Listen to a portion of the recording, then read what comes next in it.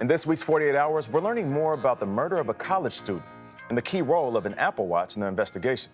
21-year-old Ally Kostial, she was about to enter her senior year at the University of Mississippi when she was found dead with multiple gunshot wounds at an abandoned fishing camp 30 miles from campus. CBS Saturday Morning co-host Michelle Miller is on assignment for 48 Hours. Ally Kostial loved pink, her red convertible, and taking photos of sunsets. Ally, what are you doing? Taking a picture for Sunsets by Ally. Follow it. Vaughn Hemingway Stadium, Oxford, Mississippi. It is the home opener for the Ole Miss Rebels. Elizabeth Brock and Morgan Hull met Ally on campus. It's fair to say she loved Ole Miss. Yes, Ally loved Ole Miss. This surveillance footage captured an image of Ally walking out of a bar in Oxford Square late on Friday night, July 19, 2019. Lafayette County District Attorney Ben Creekmore. She takes an Uber and she goes home alone.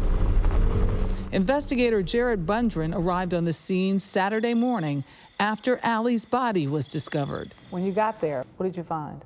A white female laying on the ground with multiple gunshot wounds to her back. I have not worked a murder where somebody's been shot that many times. The police came to the door and they told us. What did they tell you? There had been a homicide and that she was the victim. Ally's parents, Keith and Cindy Kostial. And I still don't believe it. And here we are. Investigators needed answers, and they found them at Ally's apartment. They discovered text messages on her Apple Watch. The hardest thing to do is to go back and read her messages. Those messages will reveal a lot more about Ally Kostial's life and eventually lead investigators to her killer. In your mind, the motive for murder was? Get rid of a problem.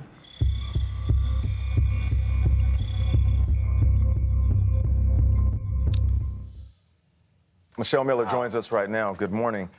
We communicate a lot by text. We do. What were in her text messages that are important to the investigation? Well, keep in mind, they weren't able to get it from this. Right. They got it off of her Apple Watch.